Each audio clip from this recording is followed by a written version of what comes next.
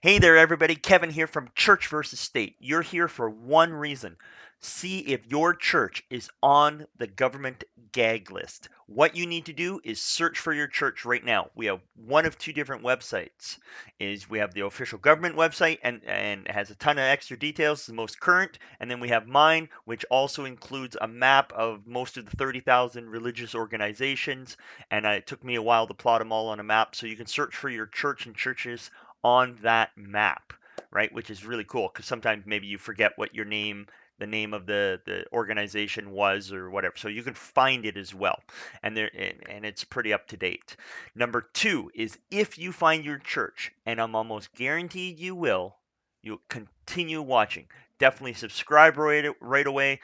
Give me a thumbs up or something. Pay attention, because I'm going to be rolling out videos and a whole presentation talk as I'm financially able to.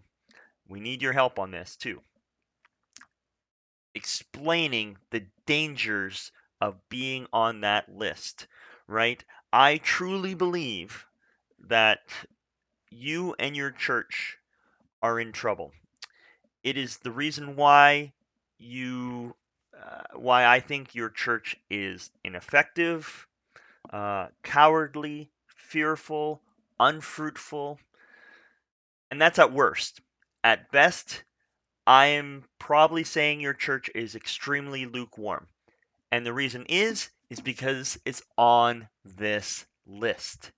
It is they have signed an agreement promising to be silent and unbiased to all public policy.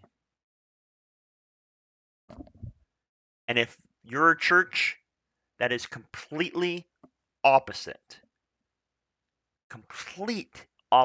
of what the true church is supposed to be. So if you and your church are on this list, man, wake up.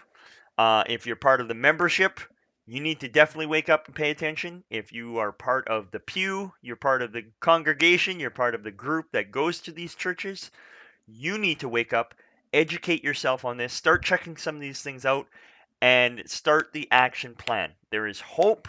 We're putting together an action plan for all our churches across Canada uh, to get out of this list because it is a volunteer list. It is currently not mandatory. In other countries, governments force you and want you to register your church with the government so that they can control and clamp down what your church says. In Canada, right, and China could be a great example of that. And there's actually like 60 million Chinese that and they actually say it's the majority of Christians in China are not part of the registry. They are actually risking their lives and freedoms to be not on the government list.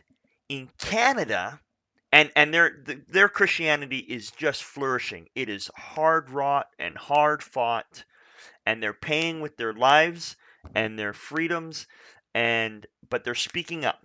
They're speaking the truth, and they can say and do what they want because they are not part of the government gag list in China. In Canada, we almost have 100% of our churches are on this gag list. That is why Canada, we say we're a Christian nation, and yet our Christianity, our religiosity, our whatever, is almost completely stripped out of our culture, out of our media, out of our government, out of our any places of public places. It is completely stripped and washed away. And like I said, it'd be nice to be lukewarm because then people would know that we're around. We are barely noticeable in our culture, and this list is the reason why. It is for the love of money, um, and the principles behind this list are just so negative. So you want to pay attention. So definitely search for your church. Your church is almost guaranteed to be on this. One of two different websites. Take a look. Okay, so I'm going to try to edit this here.